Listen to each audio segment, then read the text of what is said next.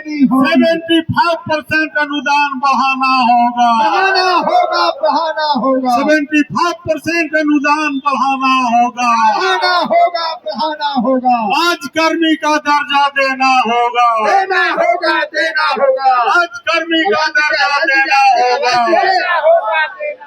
हर जोर जुल्म के टक्कर में संघर्ष हमारा नारा है, हर जोर जुल्म के टक्कर में संघर्ष हमारा नारा है। नमस्कार, जोहार। आप देख रहे हैं लाइव लगातार और मैं हूं आपके साथ सुमन कुमारी। एक ऐसी विडंबना आन पड़ी है कि शिक्षकों को अब सड़कों पर उतरकर धरना प्रदर्शन करना पड़ रहा है। आज है शिक्षक दिवस के दिन में अगर शिक्षक सड़कों पर उतरकर राज्य सरकार के जो है अगेंस्ट में धरना प्रदर्शन करेंगे, राज्य सरकार के विरोध में धरना प्रदर्शन करेंगे, तो कहीं ना कहीं ये दुर्भाग्य की बात होगी। क्योंकि शिक्षक जो होते हैं, ऐसा माना जाता है कि शिक्षक वो होते हैं जो बच्चों को शिक्षा देते हैं और जीवन में आगे बढ़ने की कामना भी करते हैं। लेकिन क्या आखिर ऐसी विपत्ति आन पड़ी कि शिक्षकों को आज धरना प्रदर्शन पर उतरना पड़ गया है। जिस प्रकार से आपको याद दिलाते चले कि 2022 में झारखंड सरकार के द्वारा एक विधेयक पारित करने की बात की गई थी, जिसमें कि उनके अनुदान में जो शिक्षक इंटरमीडिएट के जो शिक्षक हैं या फिर हम बात करें मदरसे के जो शिक्षक हैं, तमाम ऐसे शिक्षकों के बारे में 75% की वृद्धि की बात की गई थी, जिस अनुदान में 75% की वृद्धि होगी।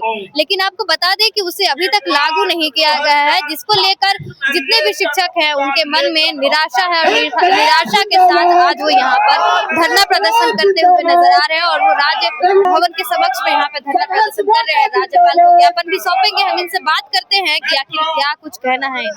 आज शिक्षक दिवस है और आज आप लोग यहाँ धरने पर बैठे हुए हैं, क्या मजबूरी रही कि आज आप लोग धरने पर निर्णय लूंगा। आज 5 सितंबर शिक्षक सम्मान दिवस के अवसर पर हो रहा है, हमारे इंटरमीडिएट कॉलेज, उच्च विद्यालय, संस्कृत विद्यालय और मदरसा के सभी साथी लोग सरकार के दुर्भाग्यपूर्ण नीति और अपनी तमाम परेशानी को लेकर के मजबूर होने के कारण आज यहाँ जो है धरने पर बैठा हुआ है। मैं संस्कृत मालूम हो कि इस तरह के स्कूल कॉलेज में पढ़ाने वाले लोग से मेरा आग्रह होगा, करीब 40 वर्षों से आग्रह होगा पढ़ा रहे हैं। कुछ लोग बिना वेतन पाए रिटायर हो गए और वो जो है मर रहे हैं। कुछ लोग पढ़ा रहे हैं, पैसे के अभाव में उनकी मृत्यु हो रही है। उनके बच्चों का सही लालन पालन नहीं हो पा रहा है, उनके बच्चों का शिक्षा नहीं हो पा रहा है और परिवार में भुखमरी की स्थिति है। दूसरी ओर राज्य सरकार अगर कोई नीति बनाती है, किसी आयोग का गठन करता है, तो वह भी बहुत दुर्भाग्यपूर्ण है। हम लोगों को वर्तमान मुख्यमंत्री सदन में अपना वक्तव्य दिया था कि समान काम के लिए समान वेतन मिलना है। हम बीत रहे स्कूल कॉलेज के शिक्षकों को भी सम्मानजनक वेतन देंगे और उनको अनुदान में वृद्धि करेंगे या जो राजकर्मी का दर्जा देते हुए उनका वेतन का भुगतान किया जाएगा। लेकिन यह हम लोगों के साथ छलावा हो रहा है और आए दिन हमारे शिक्षक काल के गाल में जा रहे हैं। तो हमारे बीच में जो अपना शरीर त्याग तपस्या में सुदूर पहाड़ी क्षेत्रों में, ग्रामीण क्षेत्रों में जहां सरकार का कोई भी संस्थान नहीं है, वहां बच्चों को अध्यापन करा रहे हैं। सरकार के विद्यालयों से, सरकार के कॉलेजों से अच्छी शिक्षा दे रहे हैं।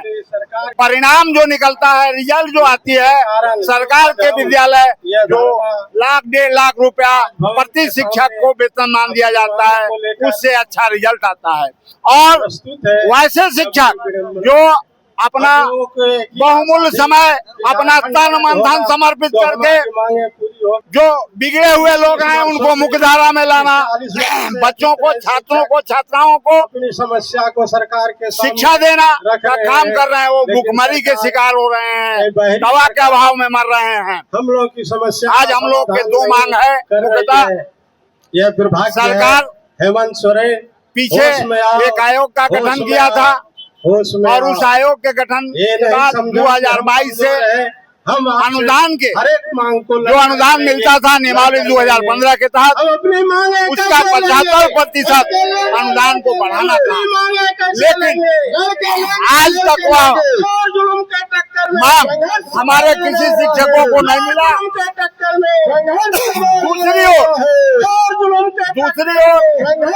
हमारे स्कूलों को बंद करने के लिए अपने जिला में शिक्षा के पदाधिकारी और तमाम लोगों से सरकार शोषण कराती है और हमारा विद्यालय, हमारे शिक्षक शोषण दोहन से परेशान है।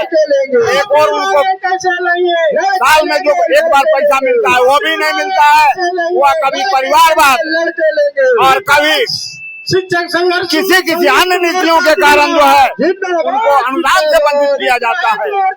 तो आज हम लोग विवश है, मरो या मरो, अब हम लोग आंदोलन को बढ़ावा देंगे। स्कूल में मरने से बेहतर है कि राज्य के केंद्र में मरेंगे। महामहिम के यहाँ और विधानसभा पर हम लोग अपना जो है धरना प्रदर्शन कर रहे हैं। कल सड़कों पर आएंगे और हम लोग अपना धरना जो है आगे बढ़ाते जाएंगे। मैं अनिल कुमार तिवारी, अध्यक्ष मंडल सदस्य। यह बहुत ही दुर्भाग्यपूर्ण है कि आज के दिन जब शिक्षकों को सम्मानित होने का दिन था तो शिक्षक आज प्रदर्शन कर रहे हैं और ये मुख्यमंत्री के लिए बहुत ही दुर्भाग्यपूर्ण स्थिति है कि मुख्यमंत्री स्वयं ही आदेश दिए थे अनुदान बढ़ाने के लिए, आज अपने ही दिए हुए आदेश को मुख्यमंत्री स्वयं विमर्श कह के रोक दिए। और मुख्यमंत्री को सहानुभूतिपूर्वक विचार करना चाहिए कि राज्य के शिक्षकों को और हम लोग 75% बढ़ावा अनुदान प्राप्त हो सके। ये तो आपने कहा कि 2022 में ही इसका फैसला लिया गया था राज्य सरकार के द्वारा। 2025 चल रहा है, इससे पहले आप लोगों ने बात करने की कोशिश की राज्य सरकार से मिलने की मुख्यमंत्री से बात हुआ।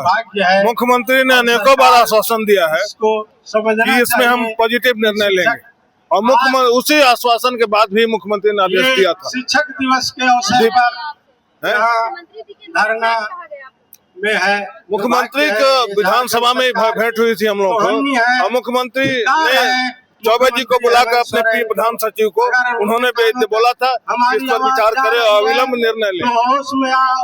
मुख्यमंत्री जब बाद में आश्वासन मिलता रहा कि प्रक्रियाधीन है, प्रक्रिया चल रही है।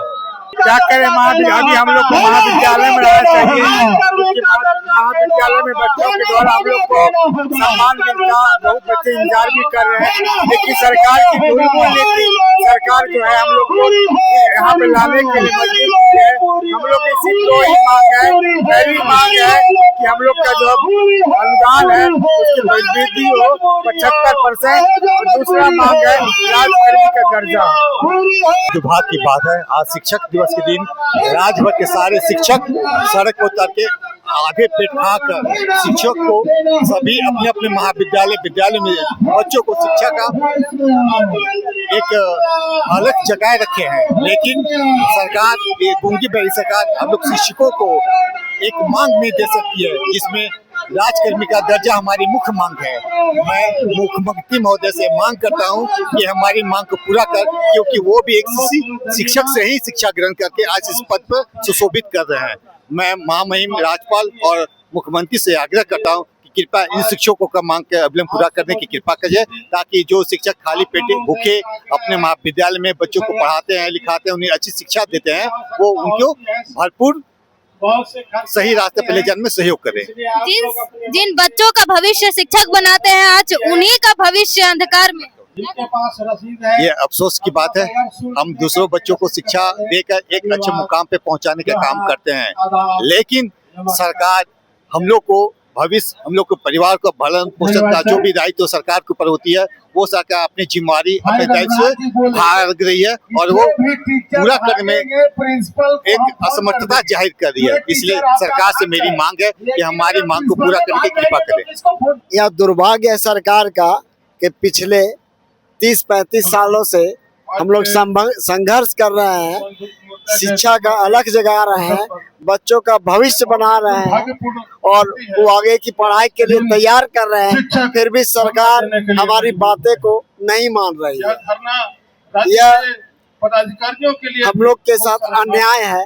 राज्य के पदाधिकारी शिक्षक क्या चाहते हैं को मजबूर कर दिए हैं। सरकार शिक्षक से सरकार से हम यही चाहते हैं कि हम लोग राजकर्मी का दर्जा दिया जाए, अनुदान जो थोड़ा सा अनुदान जो देती है उसमें वृद्धि किया जाए, यही हम लोग का मुख्य मांग है। कितने सालों से आप लोग काम कर रहे हैं? राज्य सरकार हम लोग 35 साल से काम कर रहे हैं कॉलेज। 30 सालों से कितनी बार वृद्धि हुई है अब तक? बच्चों का पढ़ाई अभी तक वृद्धि नहीं हुई है, एक बार भी वृद्धि नहीं हुई है। स्कूल देखिए, सबसे बड़ी दुर्भाग्य बात यह है कि एक और सरकार कहती है कि बेटी को पढ़ाना और बेटी को बचाना है, और दूसरी ओर सरकार जो है सीट की घटोतरी कर रही है, सीट को घटा रही है। अब सरकार से ये पूछा जाए कि क्या प्रति वर्ष संख्या बढ़ रही है या घट रही है? यदि बढ़ रही है तो सीट की वृद्धि करना उचित है या सीट में ह्रास करना उचित है? दूसरी मुद्दा यह है, जो शिक्षक वर्षों से काम कर रहे हैं वो अन्न के लिए तरस रहे हैं, क्योंकि उनके समय पर मिलती नहीं है। अनुदान जस के तस पड़ी रहती है। अनुदान की राशि यदि मिलती भी है तो किसी न किसी कारण से कटौती कर दी जाती है। जैसे पिछले वर्ष में 12% कटौती करके पेमेंट की गई है और लंबे अरसे तक 12% रोक दी गई है। तो ये सरकार की जो दो रंगी नीति है, इसे समाज, राष्ट्र और या राज्य का उत्थान नहीं बल्कि इससे ह्रास ही हो सकता है। इसे सरकार को हम चेतावनी देना चाहते हैं कि जो भी कार्य करते हैं वो एक सूझबूझ के साथ करे, और जितना भी +2 है, जहाँ भी इंटर की पढ़ाई होती है, उसमें सीट की बढ़ोतरी करना उनका परम अधिकार बनता है। अगर सीट की बढ़ोतरी नहीं करते हैं तो ऐसे में निम्न स्तर के बच्चे जो गांव से सफर कर रहे हैं, जो देहात सुदूरवर्ती इलाकों से आ रहे हैं, उनका पढ़ाई संभव नहीं है, तो ऐसे बच्चियां बड़े बड़े जगहों में जाकर स्टडी कर सकती है। इसे सरकार को हम सुझाव देंगे कि जहाँ इंटर है और जहाँ अगर भवन उपलब्ध है तो ऐसी स्थिति में बल्कि डिग्री कर दे तो ज्यादा सुलभ होगा, ताकि गरीब बच्चियां पढ़ के उसके लाभान्वित हो सके। हम लोग धारणा में बैठेंगे, सरकार अगर लाठी चलाएगी तो लाठी खाएंगे, मरेंगे या चाहे सफर करेंगे। और उन बच्चों का क्या होगा जिन बच्चों को आप पढ़ा रहे हैं? भाई हम लोग बच्चे के लिए तो हम लोग धारणा में बैठे हुए हैं, बच्चों के लिए हम लोग धारणा में बैठे हुए हैं। अब बताइए, जहाँ बच्चों का हमारे महाविद्यालय में 1000 सीटें थी, आज घटा के 512 कर दिया गया है। तो बताइए कि 488 बच्चियां कहाँ जाएगी, वो कहाँ पढ़ेगी? उन लोग क्या उन लोग शिक्षा से वंचित हो जाएगी? तो फिर ये जो धारणा लगाते हैं बेटी पढ़ाओ और बेटी पढ़ाओ, इसको बंद करवा दीजिए। फिर आप जब तक भूखा रहेंगे। कहाँ से आए हैं? मैं लोहरदगा से आया हूँ, महिला कॉलेज का मैं संस्कृति विभाग अध्यक्ष हूँ।